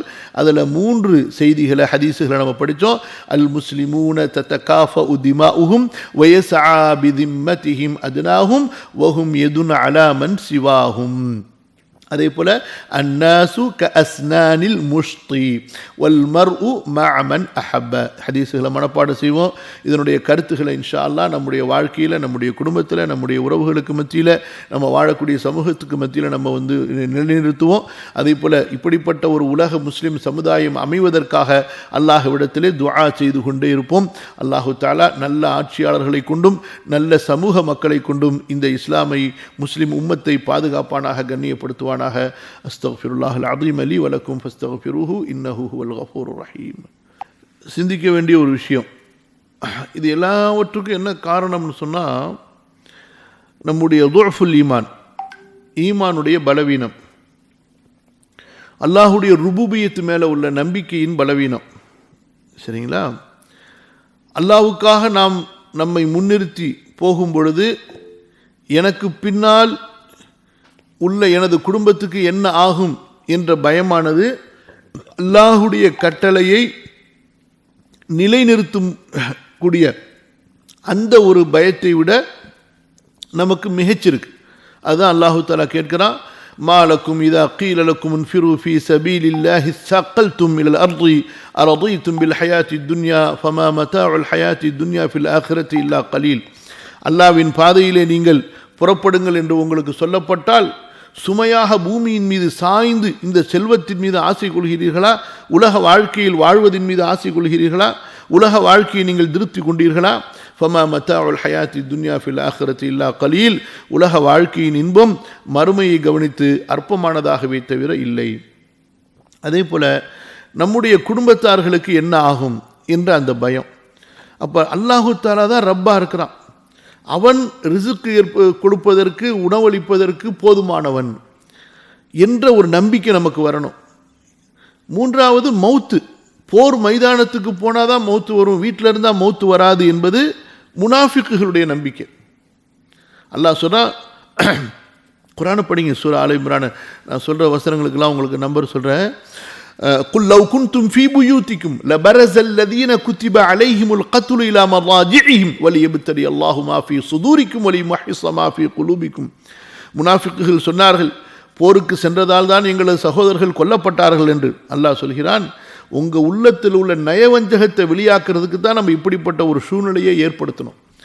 போர், அதாவது யாருக்கு போர் மைதானத்திலே மரணம் எழுதப்பட்டிருக்குமோ அவர் வீட்டிலே இருந்தாலும் அவர் வலுக்கட்டாயமாக வெளியேற்றி கொண்டு வரப்பட்டு அவருக்கு அங்கே மரணம் வந்திருக்கும். யாருக்கு எங்கே மரணம் வருமோ அங்கே மரணம் வரும். குல்லை யன்ஃபஅகுமுல் ஃபிராரு மினல் மௌத்தி அவில் கத்லி வ இதல் லா துமத்தஊன இல்லா கலீலா. நீங்கள் போரை சந்திக்காமல் இருப்பதோ, நீங்கள் போரை விட்டு விரண்டு ஓடுவதோ உங்களுக்கு ஒருபோதும் மரணத்திலிருந்து உங்களை தடுத்து விடாது. அப்படியே நீங்கள் வாழ்ந்துட்டாலும் எவ்வளவு காலம் வாழ போகிறீங்க? நீங்கள் எப்படி இருந்தாலும் மரணம் தானே. ஸோ இந்த மாதிரியான வசனங்கள் இருக்கின்றனவே. இதுதான் ஒரு முஸ்லீமை, அதாவது அவனுடைய தத்ஹியா, அவனுடைய அர்ப்பணிப்பை உறுதிப்படுத்தக்கூடியவை. சரிங்களா? அப்போ நம்ம போகக்கூடிய, தேர்ந்தெடுக்கக்கூடிய பாதை சரியானதா, அந்த தியாகம் சரியானதா என்பதை முடிவு செய்ததற்கு பிறகு நான் சென்று விட்டால் எனக்கு பிறகு என்ன ஆகும் என்ற பயம் ஒரு முஸ்லீம் இடத்துல இருக்கக்கூடாது. அல்லாஹ் சுப்ஹானஹு வ தஆலா அதுதான் அல்லாஹ் சொல்றான், வமன் யதவக்கல் அலல்லாஹி ஃபஹுவ ஹஸ்புஹு.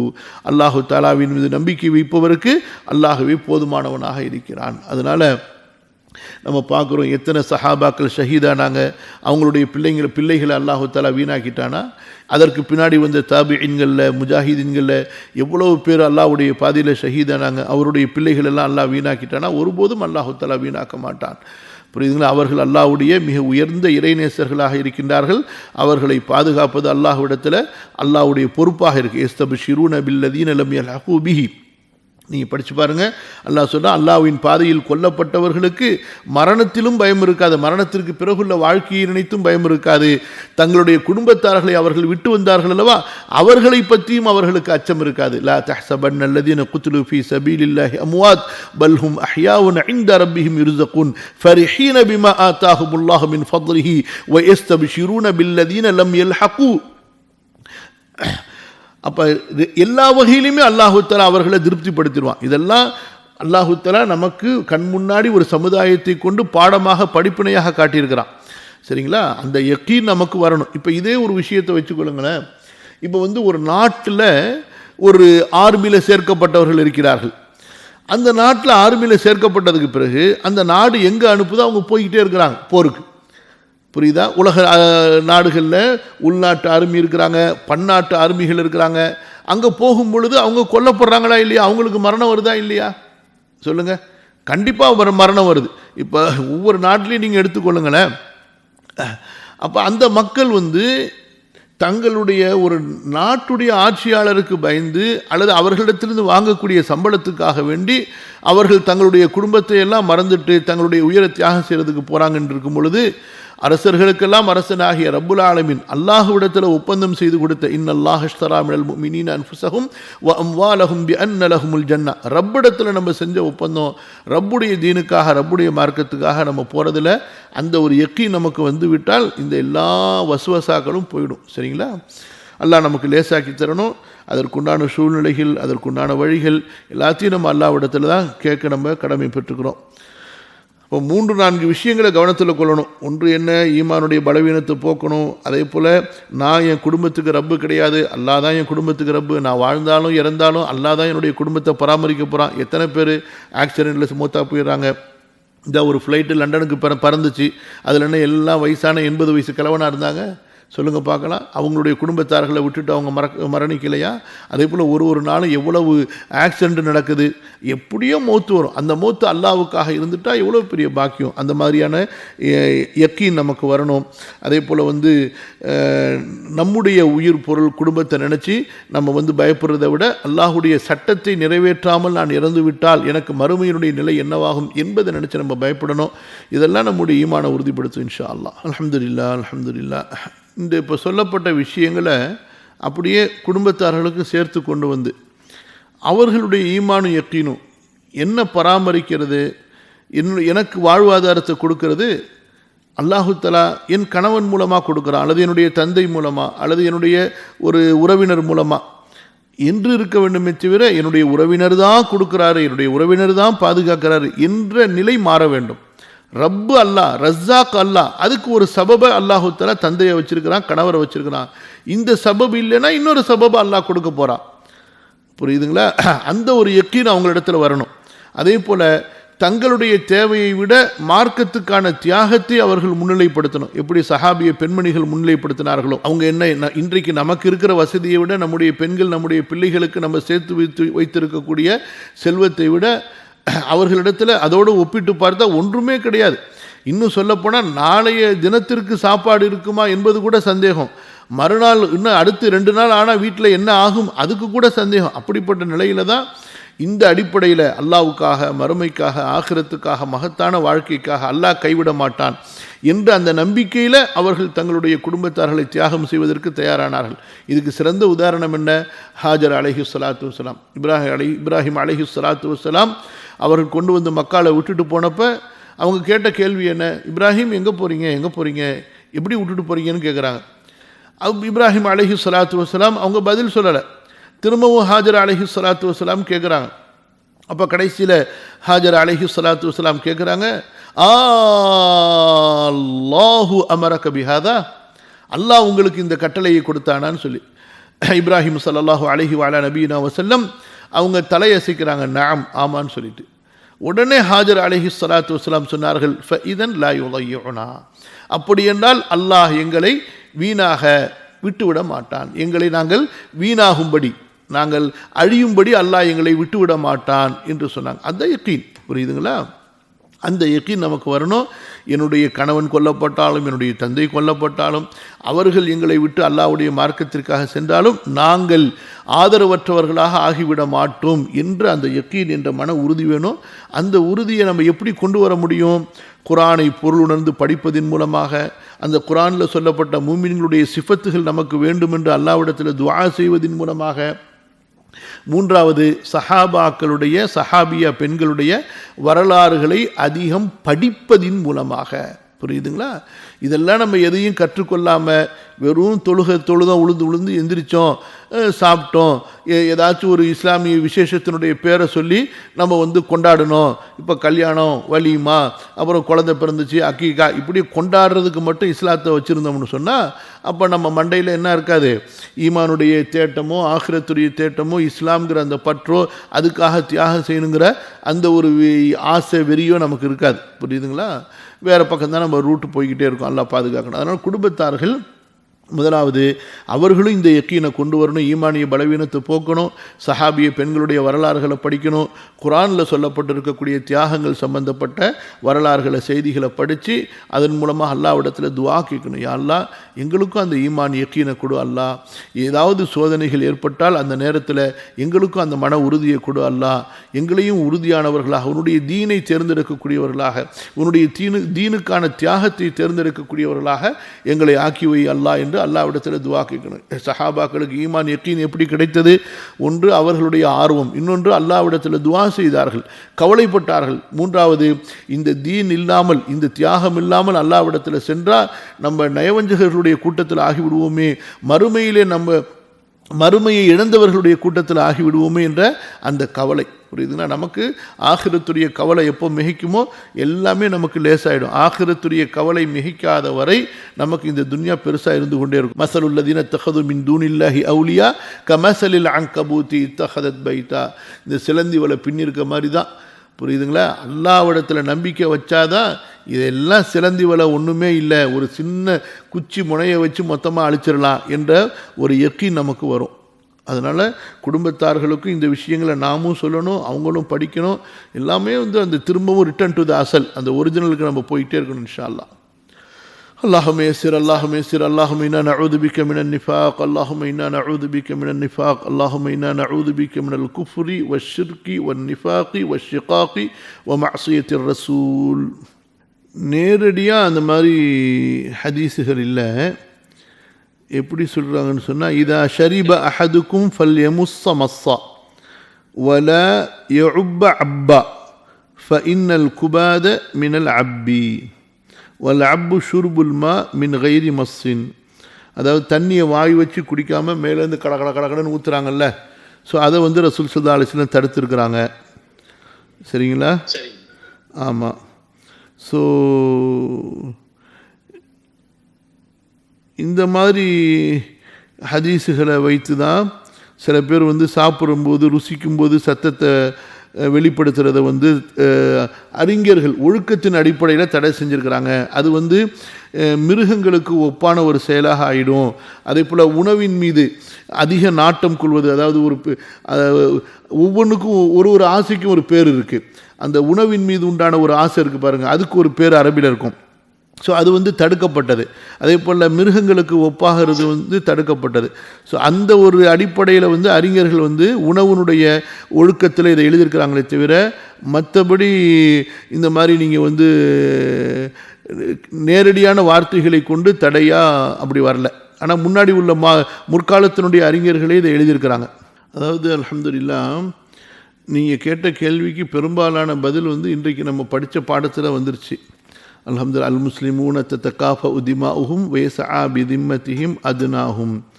இந்த ஹதீஸில் ஓரளவுக்கு அல்ஹம்துலில்லாஹ் நம்ம பார்த்தோம். அப்போ வஹும் எதுன் அலாமன் சிவாகும், முஸ்லிம்கள் என்று வந்துவிட்டால் அவர்கள் அல்லாத மற்ற எல்லாருக்கும் முன்னாடியும் எல்லாருக்கும் எதிராகவும் இவங்க ஒரு அணியாக ஒரு கரமாக இவர்கள் மாறிவிட வேண்டும் என்று. சரிங்களா? இன்றைக்கு சில பேர் நான் திரும்ப அதான் சொல்கிறது, சலஃபு மன்ஹஜ் சலஃபியான்னு பேசுவாங்க. ஆனால் இந்த அக்கீதாவை புதுப்பித்து கொடுத்த மிக மகத்தான மார்க்க அறிஞராகிய இமாம் இப்னு தைமியா ரஹ்மத்துல்லாஹி அலைஹி அவர்களுடைய ஃபத்வாக்களையோ அவர்களுடைய மற்ற ஏனைய நூல்களையோ முழுமையாக சரியாக புரிந்திருப்பார்களேயானால், படித்திருப்பார்களேயானால் இந்த குழப்பமான நிலைப்பாட்டுக்கு ஆளாக மாட்டாங்க. இமாம் இப்னு தைமியா ரஹ்மத்துல்லாஹுடைய ஃபத்தாவாவில் ஒரு தொகுப்பில் ஒரு கேள்வியும் பதிலும் இடம்பெற்றிருக்கிறது. அதில் தெளிவாக இன்றைய காலத்தினுடைய பிரச்சனைக்காகவே நடந்ததை போன்ற ஒரு கேள்வி அங்கே இடம்பெற்றிருக்கு. அவங்களிடத்தில் கேட்குறாங்க, இமாம் அவர்களே, உங்களது நிலைப்பாடு என்ன? ஒருவர் யூத நசராணிகளை மேன்மைப்படுத்துகின்றார். யாரை விட? ஷியாக்களை விட, ராஃபிதாக்களை விட. இவர்களை பற்றி உங்களுடைய கருத்து நிலைப்பாடு என்ன? அப்படி செய்யலாமா? அதாவது ஷியாக்கள்கிட்ட ராஃபிதாக்கள்கிட்ட பல கூட்டங்கள் இருக்கிறாங்க. அதில் ஒரு சில கூட்டங்கள் ரொம்ப குஃப்ருடைய அளவுக்கு, ஜிந்தியக்கூடிய அளவுக்கு அவங்களிடத்தில் கொள்கை இருக்குது என்பது ஏற்றுக்கொள்ளப்பட்ட விஷயம். நான் அதுக்கடுத்து இன்னொன்று சொல்கிறேன். ஈவன் இன்றைய காலத்தில் வாழ்ந்து மரணித்த பெரிய அறிஞர்களாகிய இமாம் இப்னு பாஸ் ரஹ்மத்துல்லாஹி அலைஹி, ஷேக் உசைமீன், ஷேக் அல்பானி, இவர்களுடைய ஃபத்வாக்களை கூட இந்த சோக்கால்ஸ் முழுமையாக படித்திருக்க மாட்டார்கள். அப்படி படித்திருந்தார்கள் ஆனால் இந்த குழப்பங்களுக்கு அவர்கள் ஒருபோதும் ஆளாகி இருக்க மாட்டார்கள். அல்லது படிச்சிருந்தும் தெரிஞ்சும் அதை மறைக்கக்கூடியவர்களாகவும், காழ்ப்புணர்ச்சி, விரோத மனப்பான்மை, வெறுப்பு மிகைத்தவர்களாகவும் தான் அவர்கள் இருந்திருப்பாங்க. சரி, நம்ம திரும்ப இப்னு தய்மியாட்ட போவோம். இப்னு தய்மியா இடத்துல கேட்கப்படுது, மா ஹுக்மு மன் ஃபத்தலல் யஹூத வன் நஸாரா அலர் ராஃபிதா. ராஃபிதாக்களை விட யூத நசராணிகளை சிறப்பானவர்கள், மேன்மை மிக்கவர்கள் என்று சொல்லக்கூடியவருடைய சட்டம் என்னன்னு சொல்லிட்டு இமாம் இப்னு தய்மியா சொல்கிறாங்க, ஒருபோதும் அப்படி செய்ய முடியாது. ஏன் என்று சொன்னால், அதாவது யார் முஹம்மது ரசூலுல்லாஹி ஸல்லல்லாஹு அலைஹி வஸல்லம் அவர்களை நபியாக ஏற்றுக்கொண்டாரோ, அவரிடத்தில் எத்தகைய கொள்கை பிரச்சனை இருந்தாலும் சரி, சொல்லிட்டு இமாம் இப்னு தய்மியா ஒரு லிஸ்டே போடுறாரு. ராஃபிதாக்கள் மட்டுமல்ல, ஹாரிஜியாக்களாக இருந்தாலும் சரி, இஸ்லாமிய மன்னருக்கு எதிராக ஹுரூஜு செய்கிறவங்களாக இருந்தாலும் சரி, கதரியாக்களாக இருந்தாலும் சரி, அல்லது வேறு ஏதாவது வழிகட்ட கொள்கை உள்ளவர்களாக இருந்தாலும் சரி, அதில் ராஃபிதாக்களாக இருந்தாலும் சரி, அவர்கள் ரசூல் ஸல்லல்லாஹு அலைஹி வஸல்லம் அவர்களை நம்பிக்கை கொண்டவர்கள், முஹம்மது ரசூலுல்லாவை நம்பிக்கை கொண்டவர்கள், முஹம்மது ரசூலுல்லாவை நிராகரித்த காஃபிர்களுக்கு சமமாக எப்படி ஆக்கப்படுவார்கள்? ஆமாம், இருக்கு, இவர்களிடத்தில் கொள்கை வழிகேடுகள் இருக்கு. அப்படி இருந்தாலும் அந்த கொள்கை வழிகேட்டில் அவர்களை குஃபார் என்று ஃபத்வாவின் அடிப்படையிலே முடிவு செய்யக்கூடிய அளவுக்குண்டான வழிகேடு இருந்தாலும் அவர்கள் ஒருபோதும் யூத நசராணிகளுக்கு சமமாக ஆக்கப்பட மாட்டார்கள், அல்லது யூத நசராணிகள் இவர்களை விட சிறப்பானவர்கள் என்று சொல்லப்பட முடியாதுங்கிறாங்க. எவ்வளவு தெளிவாக புரிஞ்சு வச்சுருக்காங்க பாருங்கள். இன்றைக்கி நான் உதாரணம் சொன்னேன் உங்களுக்கு, நூருத்தீன் ஜங்கி ரஹ்மத்துல்லாஹி உதாரணம். அப்போ கிட்டத்தட்ட 300-350 ஆண்டுகள் ராஃபிதாக்கள் கையில் தான் இஸ்லாமிய நாடுகள் இருந்துச்சு. மக்கா, மதீனா, அதே போல் எகிப்து, ஜோர்டானு, ஈராக்கு பகுதிகள் எல்லாமே ஃபாத்திமியா என்ற ராஃபிதாக்கள் கையில். அதுவும் ராஃபிதால ரொம்ப மோசமான ராஃபிதாக்களுடைய கையில் தான் இஸ்லாமிய உலகமே இருந்துச்சு. எகிப்து யோசிச்சு பாருங்கள், மக்கா மதீனா யோசிச்சு பாருங்கள், புரியுதுங்களா? அப்போ அவர்களை எப்படி நம்ம இஸ்லாமிய மில்லத்தை விட்டு வெளியாக்கப்பட்ட காஃபிர்களாக எடுத்துக்கொள்ள முடியும்? ஒரு அரசாங்கத்துக்கு சேவை செய்வதற்காக வேண்டி கொள்கை ஆக்கப்பட்ட காரணத்தினால தான் இன்றைக்கு பெரிய பிரச்சனையை நம்ம எதிர்கொண்டு இருக்கிறோம். சரிங்களா? ஃபத்வாவின் அடிப்படையில் அவர்கள் குஃபருடைய கொள்கை உள்ளவர்களாக இருக்கலாம், எல்லோரும் கிடையாது. இமாம் இப்னு பாஸ் என்ன சொல்கிறாங்க, ஷியாக்களை பற்றி கேட்கப்பட்டப்ப அவர்கள் எல்லோரும் ஒரே தரத்தில் உள்ளவர்கள் அல்ல, அவர்களில் குஃபார்கள் என்று முடிவு செய்யப்பட்டவர்களும் இருக்கிறார்கள், அவர்களில் குஃபுர் அல்லாத பிதாத் உடையவர்களும் இருக்கிறார்கள். புரியுதுங்களா? அதனால தான் இன்றைக்கு மதீனாவில் ஷியாக்கள் இருக்கிறாங்க. அப்போ அவர்கள் யஹூதி நசரானியை விட மோசமான காஃபிர்கள் இருந்தால் மக்கா மதீனாவை விட்டு அவங்கள வெளியாக்கி ஆகணும். புரியுதுங்களா இல்லையா? அதே போல் முஸ்லீம் நாடுகளில் ஷியாக்கள் வாழ்கிறாங்க. அதே போல் சாதாரணமாக மனிதர்கள், அதாவது குடிமக்களாக மட்டுமல்ல பொறுப்புலையும் இருக்கிறாங்க அந்தந்த நாடுகளில். அப்போ அதே போல் இன்னும் நிறைய விஷயங்கள் சொல்ல வேண்டியிருக்குது. சரி விடுங்க. அப்போ இந்த அளவுக்கு உங்களுக்கு புரிஞ்சிருப்பீங்க. அப்போ குறிப்பிட்ட சில ஒரு பகுதியினுடைய நன்மைக்காக வேண்டி கொள்கைகள் சேவை செய்யும்போது தான் இந்த பிரச்சனை வரும். இஸ்லாம் முஸ்லீம்கள் தீன் என்று பார்க்கும் பொழுது கண்டிப்பாக அவங்களுக்கு இந்த விஷயங்கள் புரிய வரும். அவங்களுக்கு புரியாமல்லாம் கிடையாது. அப்படி இருந்திருந்தால் அவங்க ஹஜ்ஜுக்கு அனுமதிக்கப்படுறாங்க, ஏன் அவர்கள் மதீனாவுக்கு அனுமதிக்கப்படுறாங்க? ஹஜ் என்ற மிகப்பெரிய வணக்கம். முஸ்லீம்கள் அல்லாதவர்கள் மக்காவுக்குள்ளார நுழையவே கூடாது, ஏன் அனுமதிக்கப்படுறாங்க? அப்போ யஹூதி நசராணியை விட சிறந்தவங்கன்னா யஹூதி நசராணியை ஹஜ்ஜுக்கு அனுமதிப்பீங்களா? வர முடியுமா? முடியாதுல்ல. அப்போ புரிஞ்சுக்கொள்ளணும். புரியுதுங்களா? அப்போ அதே போல் இஸ்லாமிய கூட்டமைப்புன்னு இருக்குது, அதில் ஏன் நீங்கள் அவங்கள உறுப்பினராக்கி வச்சுருக்கிறீங்க? அப்போ ஒரு பக்கம் அவர்களுக்கு தேவையான விஷயங்களில் முரண்பாடுகளை சகித்து கொள்வாங்க, இன்னொரு பக்கம் சின்ன சின்ன விஷயங்களில் பொது நன்மைன்னு வந்துட்டால் அவர்கள் என்னமோ தாங்க தான் சுத்தமான கொள்கையை சரியாக பற்றி பிடிக்கிற மாதிரி பெருமை பேசிகிட்டு இருப்பாங்க. இதனால் ஒன்றும் ஆக போகிறது கிடையாது. நாளைக்கு மறுமையில் வரும் பொழுது அல்லாஹு தஆலாவிடத்தில் தீர்ப்புகள் வைக்கப்படும் பொழுது தான் தெரிய வரும். அதனால் நமக்கு நான் அதனால தான் இந்த பாடத்துலையும் திரும்ப என்ன சொன்னேன், தாரீகை படிங்க, வரலாறு படிங்க. இஸ்லாமிய சமூகத்தில் எப்படியெல்லாம் வந்து குர்ஆன் ஹதீஸு அதே போல் இஸ்லாமிய மன்னர்களுடைய ஆட்சி அதிகாரங்கள் எப்படி இருந்துச்சு, எப்படி வழி நடத்துனாங்க இந்த உம்மத்தை, அதெல்லாம் நம்ம படிக்கணும். எதையுமே படிக்காமல் 3 அடிப்படைகளையும் கஷ்பு சுபஹாத்தையும் இன்னும் 2 நூலையும் படிச்சுட்டு நான் தான் அகீதாவுக்கு முஃப்தி, நான் தான் இஸ்லாமிய நாட்டுக்கு வந்து அரசியலை சொல்லித்தரவேன்னு ஒருத்தன் வந்துட்டானா அவனை விட முட்டாள் யார் இருக்க முடியும் சொல்லுங்கள்? அல்லாஹ் தான் பாதுகாக்கணும். உங்கள் மேலே ஹஜ்ஜு கடமையானோன்னு நீங்கள் செஞ்சுருங்க. அல்லாஹ்விடத்தில் போய் ஹஜ்ஜில் போய் துவா செய்யுங்க. யா அல்லாஹ் என்னுடைய மனைவிக்கு சூழ்நிலை சரியாகும்போது நானும் அவங்களோட சேர்ந்து ஹஜ்ஜு செய்கிறதுக்கு லேசாக்கி கொடு அல்லான்னு சொல்லி கண்டிப்பாக அல்லாஹ் லேசாக்கி கொடுப்பான். ரப்புல் ஆலமீன் கண்டிப்பாக விட்டுற மாட்டான். உங்களிடத்தில் உண்மையான ஆசையும் கடமையை நிறைவேற்றுவதில் தீவிரமும் இருக்கின்றவரை கண்டிப்பாக அல்லாஹ்வுடைய உதவி உங்களுக்கு இருக்கும். அதனால் தைரியமாக நீங்கள் உடனே உங்கள் மேலே ஹஜ்ஜு கடமையானவனை நீங்கள் கண்டிப்பாக போங்க. அடுத்து மனைவியோட ஹஜ்ஜு செய்கிறதுக்கு காசு சேருமா சேராதான்னு அந்த சந்தேகப்படாதீங்க. இப்போ காசை கொடுத்தால அப்பையும் கண்டிப்பாக காசை கொடுப்பான், அதை விட அதிகமாகவும் அல்லாஹ் தஆலா கொடுப்பான். நீங்கள் வேறுங்க என்ன போய் தகுதியானவங்க, ஆலிம் சாக்களுக்கெல்லாம் ஒரு தகுதியுமே கிடையாதுங்க. ஆலிம் சாக்கு என்ன தகுதி இருக்குது? இன்னைக்கு மஸ்ஜிதில் சத்தியத்தை சொன்னாருன்னா அன்னைக்கு ராத்திரியே சீட்டை கிழிச்சிருவாங்க. யார் வந்து நிற்பா ஆலிம் சாக்கு சப்போர்ட்டாக? அல்லாஹ்வை தவிர சொல்லுங்கள் பார்க்கலாம். முத்தவள்ளி ஒரு பள்ளியிலேருந்து ஆலிமை வெளியே போங்கன்னு சொல்லிட்டா ஊர் மக்கள்லாம் வந்து குறுக்க நின்றுவாங்களா? இல்லை, இவரை நீங்கள் வெளியே போகக்கூடாதுன்னு சொல்லி அனுப்பக்கூடாதுன்னு சொல்லி இந்த உம்மத்திலேயே தகுதி இல்லாத ஒருத்தங்க இருக்கிறாங்கன்னா அவங்க ஆலிம் கூட்டம்தான். சத்தியத்தை சொல்கிறதுக்கு சொன்னால் முடிஞ்சு போச்சு, அவங்களுக்கு எந்த பாதுகாப்புமே இருக்காது.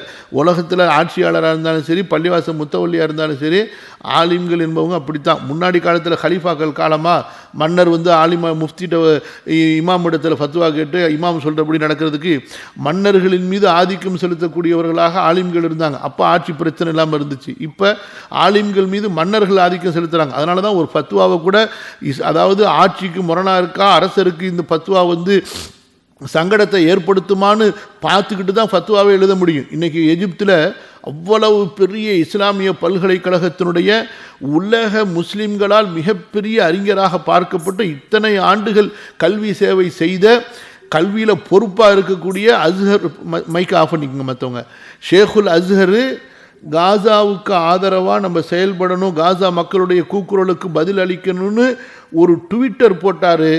அடுத்த 10 நிமிஷத்தில் அந்த ட்விட்டரை அந்த எக்ஸ் தளம் இருக்கா இல்லையா, அதில் போட்ட அந்த செய்தியை வந்து அவர் நீக்கிட்டார். அவருக்கு கொடுக்கப்பட்ட அச்சுறுத்தலும் அவருக்கு கொடுக்கப்பட்ட அந்த தம்கின்னு சொல்லுவாங்க, அதாவது வார்னிங், அதுவும் அவ்வளவு பயங்கரமாக இருந்துச்சு. இப்போ ஏற்பட்ட ஒரு ஆலிமுடைய நிலைமை இது.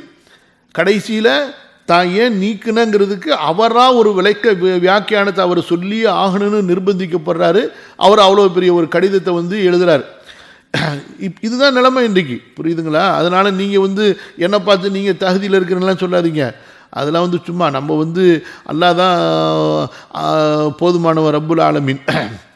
சரி, விஷயத்துக்கு வாங்க. நீங்கள் இதை சொன்னதுனால இவ்வளோ பெரிய பயான் சொல்ல வேண்டியதாக போச்சு. அல்லாஹுமே சிரப்பி சிதினி அல்மா, இதுக்கு என்ன தேவை அப்படின்னு சொன்னால், உம்மத்தில் ஆலிம்களோடு சேர்ந்து பொதுமக்கள், உம்மத்தினுடைய பொதுமக்கள் இந்த தர்பியாவுக்கு வரணும். எந்த தர்பியாவுக்கு? மார்க்கம்தான் நமக்கு, மார்க்க கல்வி, மார்க்க ஒழுக்கம், மார்க்க தர்பியா. இந்த உம்மத்து ஆலிம்களோடு சேர்ந்து இந்த தர்பியாவை எடுத்துக்கொள்ளும் பொழுது இன்ஷா அல்லாஹ் குறைவான எண்ணிக்கையில் இருக்கக்கூடிய ஆட்சியாளர்கள் இவங்களுக்கு பணியக்கூடியவங்களாக, கட்டுப்படக்கூடியவங்களாக மாறுவாங்க.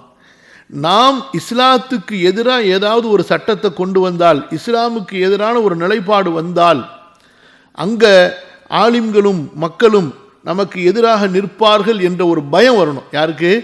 ஆட்சியாளருக்கு. புரியுதுங்களா? அல்லாஹ்வுடைய சட்டத்தை மீறி ஒன்றை நம்ம செய்தால் நம்ம வந்து கண்டிப்பாக கேள்வி கேட்கப்படுவோம், விசாரிக்கப்படுவோம் என்ற அச்சம் வரணும். அந்த அச்சமில்லாத அளவுக்கு இன்று ஆட்சியாளர்கள் ஆக்கப்பட்டதுக்கு காரணம் என்ன? மக்கள் வந்து எங்களுக்கு என்னப்பா பிரச்சனை, நம்ம பாட்டுக்கு நம்ம வேலையை பார்ப்போம், எதுக்குப்பா அப்படின்னு சொல்லிட்டு. ஆலிம்கள் பாவம் என்ன, அவங்க நிலைமை என்ன? அவரும் பொதுமக்களில் ஒருத்தர் மாதிரி. என்ன வித்தியாசம்? அவர் கொஞ்சம் மார்க்கத்தை படிச்சிருக்கிறாரு, மார்க்கத்தை பேச தெரியும். அதனால் எப்படி பொதுமக்கள் வந்து தங்களுடைய துன்யாவுக்கு ஆபத்தில்லாத வகையில் பார்த்து கொள்கிறாங்களோ, அவரும் தங்களுடைய துன்யாவுக்கு ஆபத்தில்லாத வகையில் அவருடைய ப்ரொஃபஷனலை செஞ்சுக்கிட்டு இருக்கிறார். புரியுதுங்களா? இதில் இன்னொரு கூட்டம் என்ன, மொத்தமாகவே ஆட்சியாளர்கள் செய்யக்கூடிய அநியாயத்துக்கு ஆதரவு தெரிவித்து அதை அழகுபடுத்தக்கூடிய அளவுக்கு மார்க்கத்தை பயன்படுத்தக்கூடிய நிலையில் போயிட்டால் அது ரொம்ப ஆபத்தான நிலை. சரியா? அதனால் நம்ம எல்லாருக்குமே தஸ்ஃபியா, தர்பியா, தஸ்கியா தேவைப்படுது. அப்படிப்பட்ட ஒரு சமூகத்தை நோக்கி நம்ம நகரும் பொழுது அந்த சமூகத்தை உருவாக்கக்கூடிய அந்த பாதையில் போகும் பொழுது தான் இன்ஷா அல்லாஹ் இந்த நல்ல மாற்றங்கள் என்பது ஏற்படும். ஆட்சியாளர்கள் அல்லாஹ்வுக்கு பயந்தவர்களாகவும், அல்லாஹ்வுடைய சட்டங்களை மீறி நம்ம ஆட்சி செஞ்சால் மக்கள், ஆலிம்கள் நம்ம கேள்வி கேட்பாங்க, நம்ம ஒரு ஷூராவுக்கு கட்டுப்பட்டு இருக்கிறோம், இதை நம்ம மீற முடியாது என்ற பயம் அவங்களுக்கு வரும். சரிங்களா?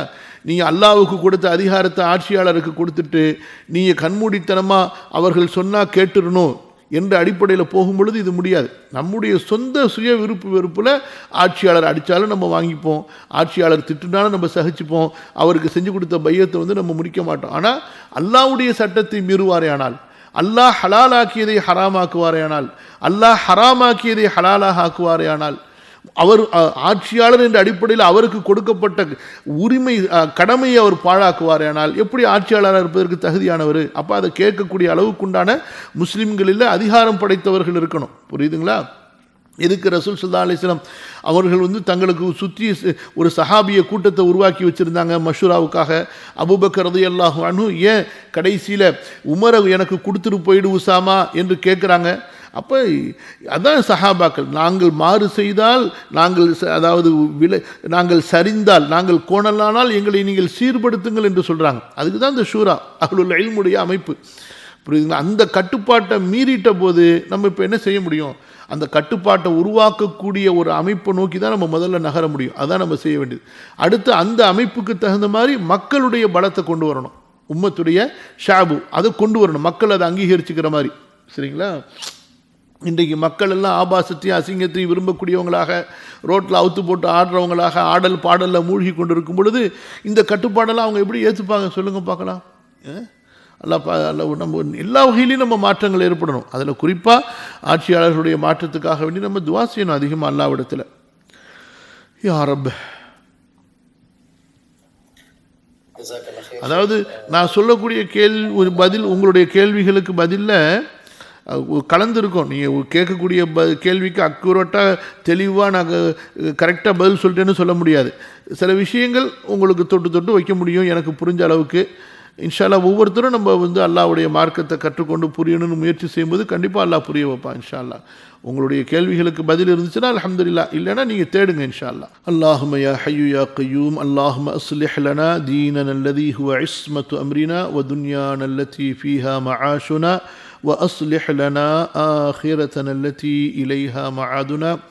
اللهم إنا نسألك موجبات رحمتك وعزائم مغفرتك والغنيمة من كل بر والسلامة من كل إثم.